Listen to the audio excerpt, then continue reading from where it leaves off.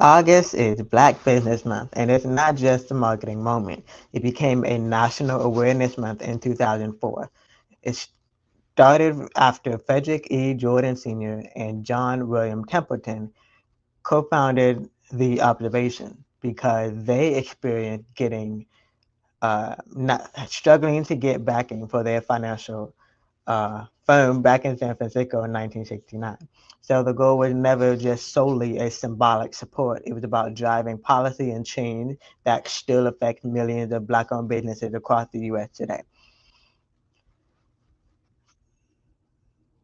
So for the last 200 plus years, Black-owned businesses have had to build and rebuild and build and rebuild again, oftentimes after wealth was violently taken away and always in the face of barriers to capital that still haven't fully gone away.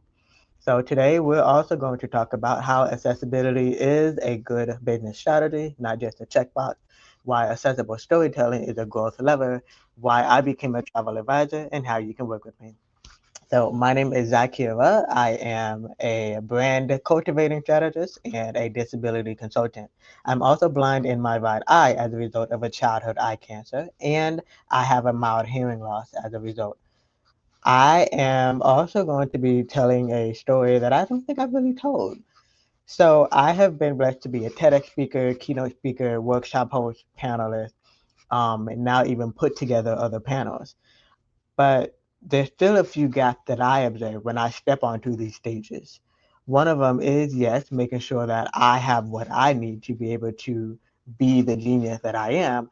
But also, I've noticed that there are other geniuses out there that have invisible disabilities, that have a lot of experience and a lot to say, but they don't have the safe spaces to be able to do so. So then I realized, okay, how do I not only advocate for myself to make sure that the stage is accessible, the accommodations are accessible, the venue is accessible, the content for this specific event is accessible, but how can we also get more people into the limelight, into the spotlight to get more visibility? So that is part of the reason why I also started or restarted, if you will, my See Life Different media group. So I've been on the digital online space for about a decade, over a decade now, and being able to do that allowed me to start my own podcast, write my own book, have my own virtual summits, and now even make sure that people can literally see life differently, and also make sure that their content is accessible for those who cannot see the content as well, who cannot read the content as well, and to make sure that you're not leaving people out who actually want to work with you. But there's also a interesting gap that I've noticed.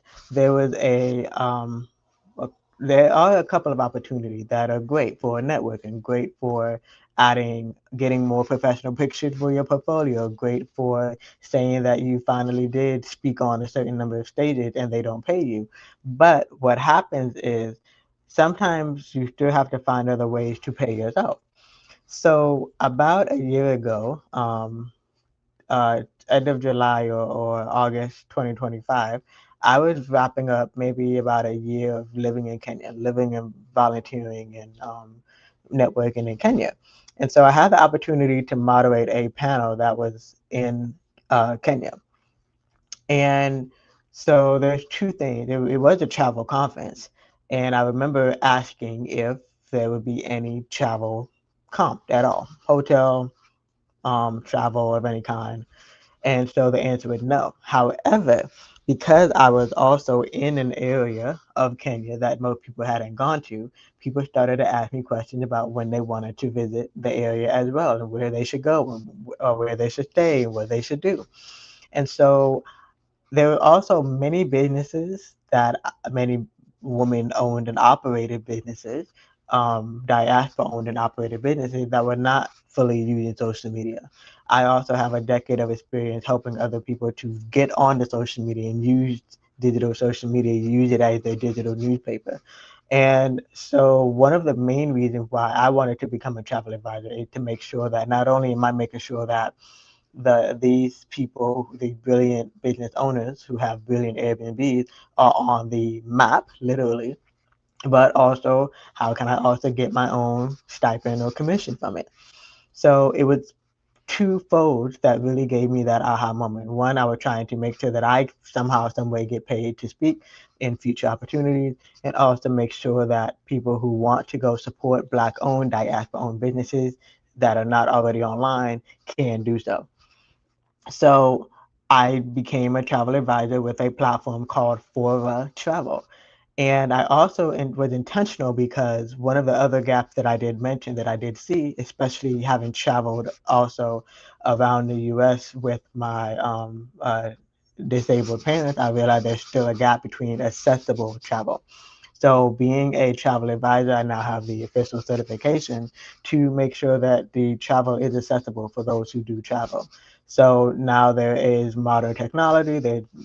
Yes, there's still artificial intelligence telling people how to travel, and there's still a gap between the integrity of people helping people to travel out of a business acumen versus you genuinely want people to experience the places that they want to go without having difficulties.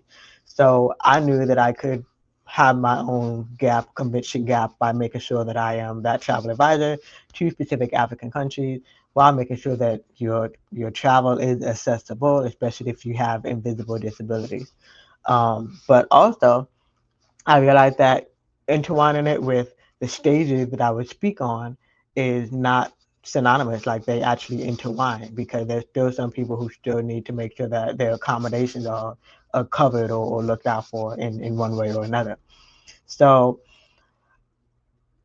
it's the same mission, the same goal, the same vision for making sure that people and the things that are overlooked are no longer overlooked, and by empowering others to see that differently, see the travel differently, see the content differently, and seeing the world differently.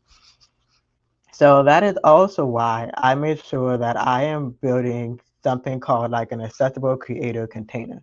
So there's two tracks. One is if you are a creator, like I still am, but mainly mostly helped others to do so, is you're building your own blog, you're having your own website, you're using your own social media content to get your own creative opportunities and speaking on stages, but you're not sure how you're leaving people out with your content. So making sure that you have access to someone who's lived the struggles of not being able to understand the content because I couldn't hear. I'm not in the space to turn on. I don't. There are no captions, so I can't turn on the captions to understand what's being said, or I couldn't exactly lip read the captions or lip read the content. So not only are you leaving me out because I may actually want to either refer someone to your business or work with you, but how can you make sure that you're no longer leaving people out who may actually want to work with you and actually, get rewarded, get more clients. And but then there's the other end of it where you want to be on stages like TEDx, you want to be on stages like major magazine festivals, and you're just not sure how to get started. So there's also a second track where it's going to be essentially kind of not just a media company to make sure that you're on other podcasts, but you're also going to be having everything you need to be able to set up and be ready and get accepted for these applications that require you to apply to speak.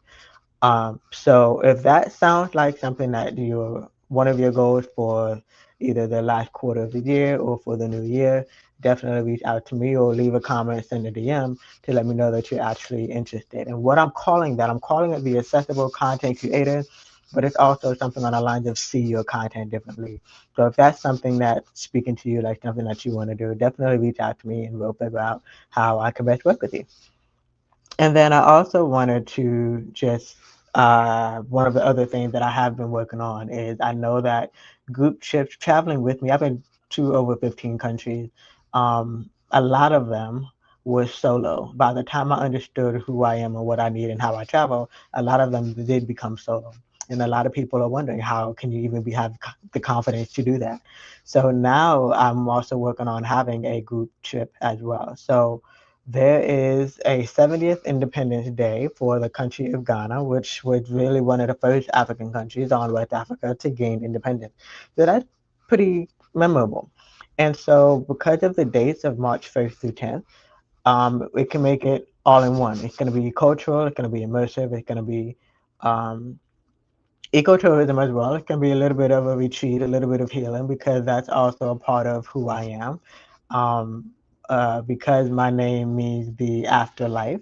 My first name, Zakia, means the hereafter, the afterlife, and my middle name, Nayar, means bright light. I'm definitely going to make sure that you see the light you see, and you also we spark in your inner joy as well.